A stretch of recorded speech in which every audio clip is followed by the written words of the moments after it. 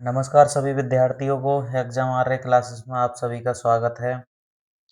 अब हम लोग क्रैश कोर्स के माध्यम से पूरे का पूरा सब्जेक्ट को कवर करेंगे क्योंकि अब टाइम कम है। जो वार्षिक परीक्षाएं आने वाली हैं, लगभग आपकी जनवरी में वार्षिक परीक्षाएं समाप्त हो जाएंगी, तो समय भी कम है। समय को मद्देनजर रखते हुए इसमें मोस्ट इम्पोर्टेंट क्वेश्चन रखे गए हैं, ठीक है नहीं। देखिए, इसकी मुख्य विशेषताएं रहेंगी। नंबर एक, 20 मिनट में हम लगभग पूरा का पूरा एक चैप्टर कवर कराएँगे। दूसरी विशेषता जो रहेगी वो रहेगी, इस तरह से प्रश्न लिए जाएँगे जो कि 100% इन्हीं में से आएँ। मतलब इससे बाहर कोई प्रश्न नहीं जाएगा, ठीक है नहीं? और तीसरा जो रहेगा, तीसरा है मोस्ट इम्पोर्टेंट क्वेश्चन को ही उठाया जाएगा, ज़्यादा फालतू क्वेश्चन कोई सा नहीं रहेगा इस वीडियो में, ठीक है? और सबसे ज़्यादा इम्पोर्टेंट जो रहेगा वह लगभग 20 दिन में पूरा का पूरा साइंस समाप्त करा देंगे। इस साइंस में क्या रहेगा? केमिस्ट्री रहेगा, दूसरा बायो भी, और तीसरा फिजिक्स। पूरा का पूरा क्या है? फिनिश करा देंगे इसी में, ठीक है? 20 दिन में पूरा का पूरा फिनिश हो जाएगा। इसमें क्या रहेगा? सब सारे के सारे इम्पोर्टेंट क्वेश्चन रहेंगे। तो आप सबसे पहले क्या करेंगे? इस क्लास को देखने के साथ-साथ ये क्वेश्चन नोट कर लेना, क्योंकि नोट करने का क्या फ़ायदा रहेगा? लास्ट टाइम में आप एग्ज़ाम टाइम में इसे एक बार रिवीजन करके चले जाएँगे, ताकि अच्छे से अच्छे आप कर पाएँ और अच्छे से अच्छे आपको मार्क्स मिल पाएँ, ठीक है नहीं? देखिए, आज हम शुरुआत करेंगे चैप्टर 1 से और सारे चैप्टरों से शुरुआत करेंगे, ठीक है? एक-एक करके सारे चैप्टर देखेंगे। तो आज हम पहला चैप्टर देखेंगे, हमारे आस-पास के पदार्थ, ठीक है? चलिए, पदार्थ देखेंगे। जो हमारे चारों तरफ जो भी दिखता है, सब पदार्थ हैं, ठीक है नहीं? मतलब कोई भी वस्तु जो हमारे चारों तरफ दिखाई देगी, वह किससे मिलकर बनी होती है? पदार्थ से मिलकर बनी होती है। जैसे देख सकते हैं पदार्थ की परिभाषा, विश्व में विश्व में प्रत्येक वस्तु जिस सामग्री से बनी होती है उसे पदार्थ कहा जाता है। मतलब जो भी वस्तु किसी भी सामग्री से बनी हुई होती है उसे क्या कहा जाता है? पदार्थ कहा जाता है। हमारे आसपास विद्यमान हर वस्तु में क्या है? पदार्थ है, ठीक है? मोबाइल है, फ़ोन है, दीवार है, गेट है, कुर्सी है, टेबल है, सारी की सारी चीज़ों में क्या है? पदार्थ है। तो पदार्थ से मिलकर बनी होती है, ठीक है नहीं? आप जान गए पदार्थ किसे कहते हैं, और पदार्थ का दूसरा ही नाम क्या होता है? द्रव्य होता है। देखिए, ये द्रव्य और दूसरा द्रव, इन दोनों में बच्चे बहुत कन्फ्यूज़ होते हैं। द्रव्य क्या होती है? पदार्थ को कहते हैं, पदार्थ। पदार्थ को द्रव्य कहते हैं, जबकि द्रव क्या होता है? एक अवस्था होता है। द्रव्य क्या होता है? अवस्था। किसकी अवस्था? पदार्थ की अवस्था होता है, ठीक है?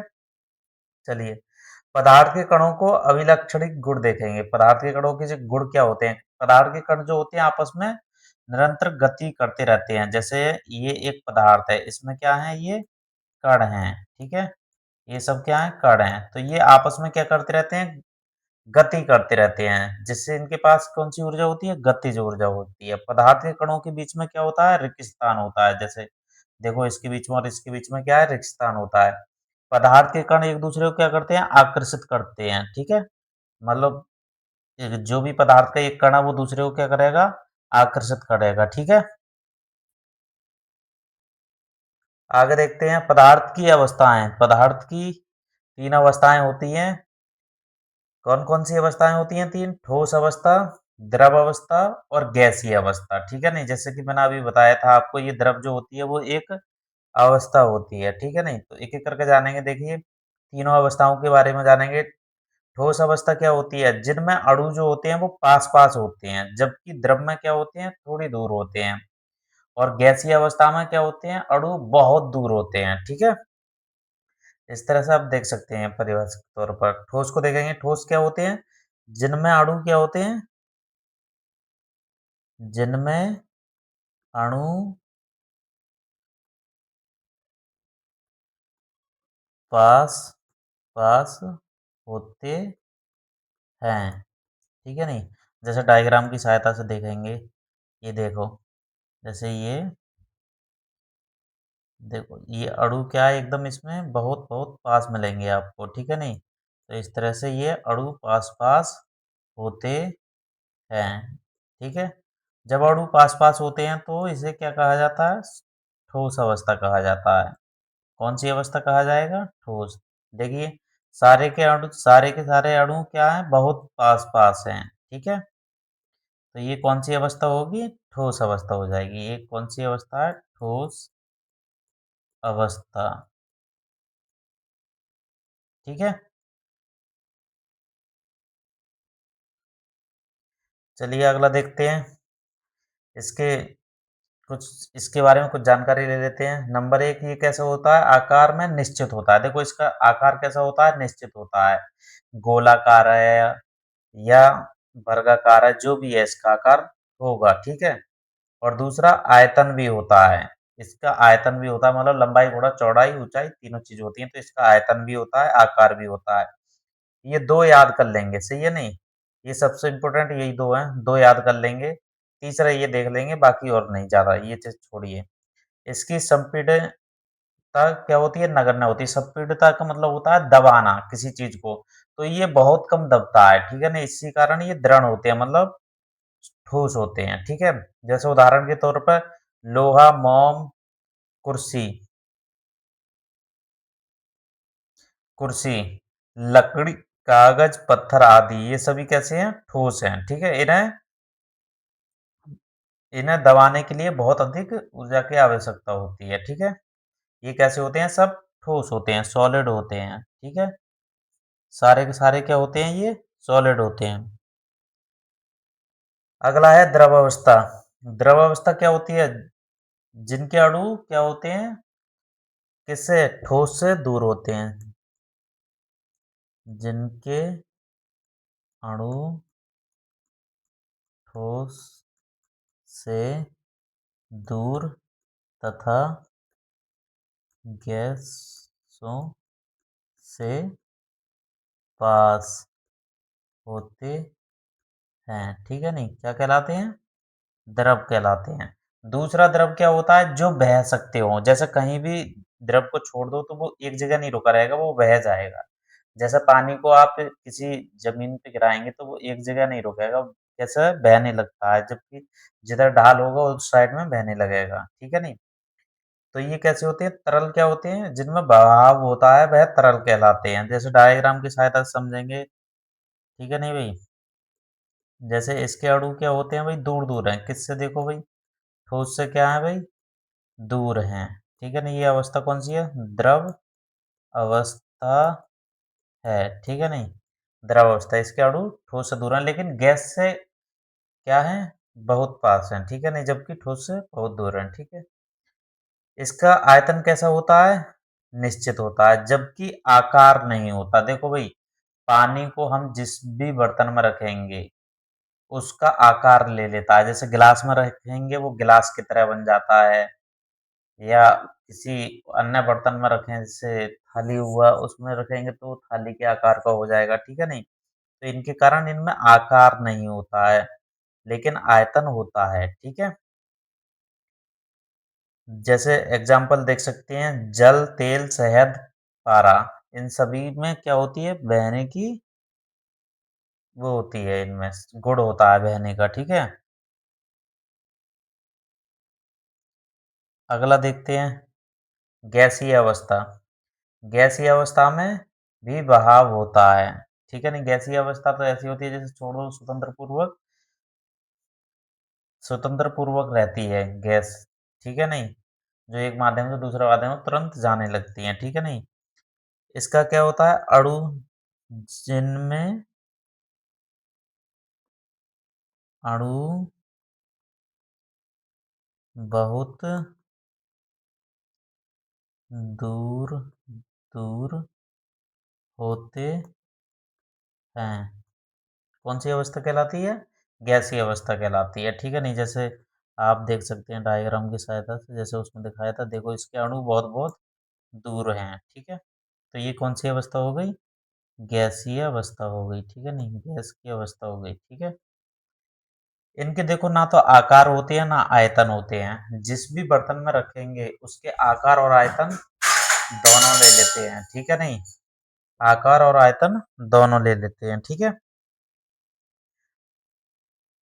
इनको इनकी संपीड़न जो होती है बहुत अधिक होती है, मतलब इन्हें दबाया जा सकता है, ठीक है नहीं? आराम से दबाया जा सकता है।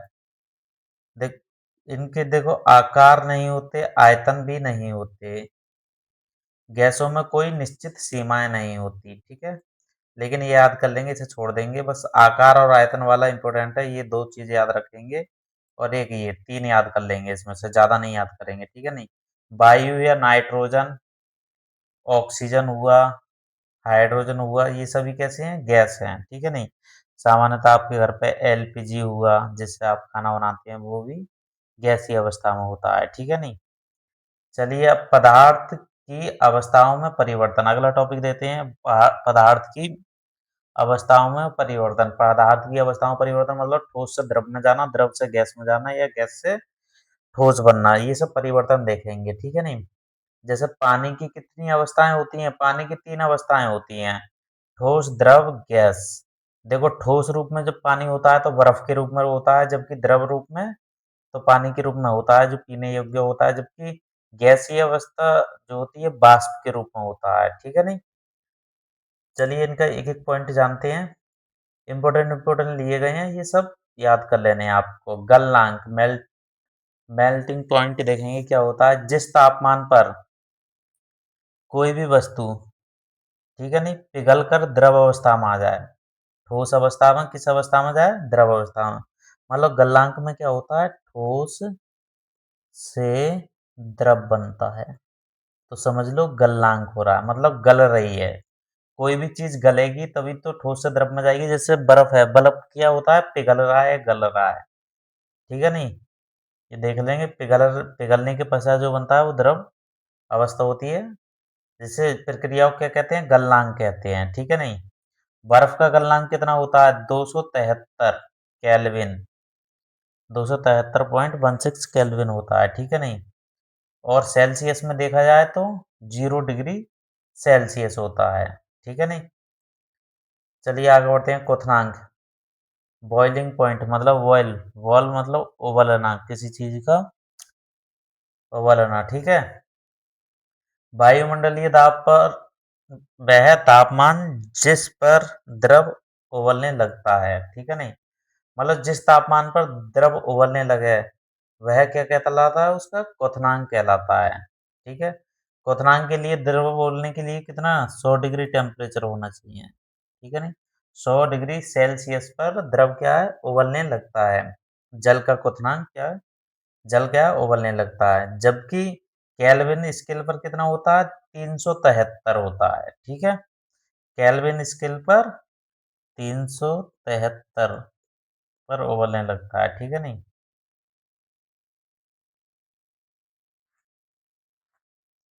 देख सकते हैं आप, जब ठोस से द्रव में जाता है तो ऊष्मा ग्रहण करता है, ठीक है नहीं? जब ऊष्मा ग्रहण करेगा कोई भी चीज़ तो ठोस से फिर वो द्रव में चली जाती है, और द्रव जब ऊष्मा ग्रहण करता है तो वो गैस अवस्था में चली जाती है, ठीक है नहीं? और गैस को जब हम ठंडा करेंगे, मतलब ठंडा करेंगे तो द्रव अवस्था में आ जाएगी, और द्रव को ठंडा करेंगे तो ठोस अवस्था में आ जाएगी, ठीक है? 25 डिग्री सेल्सियस जल का, 0 डिग्री सेल्सियस बर्फ का और 100 डिग्री सेल्सियस वाष्प का टेम्परेचर होता है, ये जान लेंगे, ठीक है नहीं? उर्ध्वपातन क्या होता है? उर्ध्वपातन जो क्या होता है, जो ठोस से सीधे क्या हो जाए? ठोस से डायरेक्ट क्या हो रहा है? गैस में हो जाए। ठोस से डायरेक्ट गैस की अवस्था में जाएगा तो इसे उर्ध्वपातन कहते हैं। मतलब कोई द्रव, वो ठोस से वो बिना द्रव में जाए, सीधा क्या है? गैस में जा रहा है, तो इसे क्या कहा जाएगा? उर्ध्वपातन कहा जाएगा। इस प्रक्रिया को उर्ध्वपातन कहते हैं, ठीक है नहीं? जैसा आयोडीन, कपूर, अमोनियम क्लोराइड। देखिए कपूर तो आप सामान्यतः अपने घर पर देखते होंगे, ठीक है नहीं? तो जब इसे जैसे जलाया जाता है कपूर को, तो ये गैस अवस्था में चला जाता है, ठीक है? ठोस से डायरेक्ट क्या हो जाता है? गैस अवस्था में चला जाता है, ठीक है? आगे देखते हैं बाष्पीकरण। देखिए बाष्पीकरण एक ऐसी प्रक्रिया होती है जो हर तापमान पर होती रहती है, ठीक है नहीं? ये सतह प्रक्रिया होती है जिसमें द्रव पदार्थों की सतह के कण से क्वथनांक से नीचे किसी भी तापमान पर भी वाष्प में बदलने लगते हैं। जैसे ये मान के चलो ये तालाब में पानी भरा हुआ है, ठीक है नहीं? तो अब ऐसा तो है नहीं कि इसका टेम्परेचर तालाब का टेम्परेचर 100 होगा तभी वाष्प अवस्था में बदलेगा, नहीं। ये ऊपर का जो द्रव है, ये क्वथनांक से भी नीचे टेम्परेचर पर क्या होता है? वाष्पीकृत होता रहता है, ठीक है नहीं? ये वाले अणु इन नीचे वाले अणु से मुक्त हो जाते हैं और वाष्प अवस्था में चले जाते हैं, ठीक है? इसी प्रक्रिया को क्या कहा जाता है? वाष्पीकरण प्रक्रिया कहा जाता है, ठीक है? वाष्पीकरण को प्रभावित करने वाले कारक देख सकते हैं। देखिए वाष्पीकरण को प्रभावित करने वाले कारक निम्न होते हैं। कौन-कौन से? सतही क्षेत्रफल, तापमान में वृद्धि और आर्द्रता। देखो सतही क्षेत्रफल, जैसे सतह बढ़ने पर वाष्पीकरण की दर बढ़ जाती है। जैसे आप कपड़ा धोए, कपड़ा धो के एक जगह ऐसे ही रख दिए, मतलब फैला के नहीं डाले कपड़े को, और एक कपड़ा आप फैला के डालें, तो कौन-सा जल्दी सूखेगा? जो फैलाया हुआ ज़्यादा क्षेत्र में है, वो वाला जल्दी सूखेगा। क्यों भई? क्योंकि उसकी वाष्पीकरण दर बढ़ जाती है, ठीक है नहीं? ऐसे ही तापमान, तापमान आप देखेंगे एक धूप में डाला गया कपड़ा है और दूसरा ठंड में डाला गया है, तो कौन-सा जल्दी सूखेगा? जो धूप वाला है, वो जल्दी सूखेगा। तो तापमान बढ़ने पर वाष्पीकरण बढ़ता है। ऐसे ही आर्द्रता, आर्द्र, हवा में आर्द्र, हवा में आर्द्रता, हवा में आर्द्रता है तो वाष्पीकरण की दर घट जाती है। मतलब जब हवा में ही पहले से मतलब जो आर्द्रता है मतलब नमी है, तो वाष्पीकरण की तो दर घट जाएगी, ठीक है? ज़्यादा आर्द्रता होगी तो कम वाष्पीकरण होगा, ठीक है? चलिए आगे देखते हैं ये वाला, ये इम्पोर्टेंट है, ठीक है नहीं? ससंजक बल और असंजक बल। देखिए ससंजक बल क्या होते हैं? ससंजक बल वह होते हैं जो एक ही अणुओं के बीच में लगते हैं, जबकि असंजक बल क्या होते हैं? भिन्न-भिन्न अणुओं के बीच में लगते हैं, ठीक है नहीं भई? एक ही अणु, जैसे कोई भी एक वस्तु है, अब उसी के अंदर लग रहे हैं, जैसे जो बल लग रहा है उसे ससंजक बल कहा जाएगा। जबकि 2 वस्तु मतलब या 2 पदार्थ हुए, उनके अंदर जो बल लगेगा उसे असंजक बल कहते हैं। चलिए डेफिनेशन देखते हैं। प्रत्येक पदार्थ अणुओं से मिलकर बना होता है, जो आपस में एक दूसरे को क्या करते हैं? आकर्षित करते हैं। एक ही पदार्थ के अणुओं के बीच लगने वाले आकर्षण बल को ससंजक बल कहते हैं, जबकि भिन्न-भिन्न पदार्थों के बीच लगने वाले आकर्षण बल को असंजक बल कहते हैं, ठीक है? चलिए आगे ये देख लीजिए, इम्पोर्टेंट है ये भी। वाष्पीकरण और क्वथन में अंतर। देखिए वाष्पीकरण जो होता है हर तापमान पर होता है लगभग, ठीक है नहीं? और ये क्या होता है? एक निश्चित तापमान पर होता है। जैसे जल का क्वथनांक कितना होता है? जल का 100 डिग्री बताया मैंने, है ना? कितना बताया था? 100 डिग्री। जबकि ये हर तापमान पर होता है, मतलब 2 डिग्री, 4 डिग्री, 10, 15, 20 जो भी डिग्री है सब पर होता है ये, ठीक है? नंबर 2 वाष्पीकरण की क्रिया में केवल द्रव की सतह पर उपस्थित अणु गैसीय अवस्था से पृथक होते हैं, ठीक है? कौन-सी अवस्था से होते हैं? गैसीय अवस्था पृथक होते हैं। कौन-से वाले? जो ऊपरी सतह के अणु होते हैं, जबकि क्वथनांक में प्रत्येक भाग से वाष्पीकृत होते हैं। जैसे आप जल गर्म करते हो तो प्रत्येक भाग से क्या होंगे? वाष्पीकृत होंगे, ठीक है? ये प्रक्रिया वाष्पीकरण की जो होती है वो धीरे-धीरे होती है, जबकि ये प्रक्रिया कैसी होती है? क्वथनांक वाली तेज़। क्योंकि भई वाष्पीकरण वाली प्रक्रिया का जो होता है तापमान कम होता है, जबकि क्वथनांक वाली प्रक्रिया का तापमान जो होता है वो ज़्यादा होता है, ठीक है भई? क्वथनांक वाली प्रक्रिया का तापमान क्या होता है? ज़्यादा होता है, ठीक है? तो इसलिए आप देख सकते हैं, ठीक है? चलिए अगला देखते हैं। ये क्रिया वायु के प्रवाह की गति और वायु की आर्द्रता से प्रभावित होती है, ठीक है? जबकि ये वाली नहीं होती है, ना वायु की गति से, ना आर्द्रता से, ठीक है? किसी से नहीं होती, ठीक है? ये किसी से नहीं होती। बाकी देखिए चैप्टर ये फिनिश हो चुका है। बस आप लोगों को इतना ही याद करना है, ज़्यादा कुछ याद नहीं करना है, ठीक है? ये इसी से लगभग आपके एग्ज़ाम में आ जाएगा। लगभग नहीं, पूरा का पूरा आ जाएगा, ठीक है नहीं? इतना कॉन्फिडेंस रखिए, ठीक है? बाकी देखो भई चैनल को सब्सक्राइब ज़रूर कर दें जिन लोगों ने अभी तक नहीं किया है, और दूसरा लाइक और कमेंट करना बिल्कुल ना भूलें, ठीक है? चलिए ये बताइए जो बर्फ होता है, बर्फ का सेल्सियस पर कितना मान होता है? ठीक है ना? ये आपको बताना है, ठीक है नहीं? बर्फ का सेल्सियस पैमाने पर कितना मान होता है, ठीक है? चलिए ठीक है, आज के लिए इतना ही। मिलते हैं कल की क्लास में। धन्यवाद।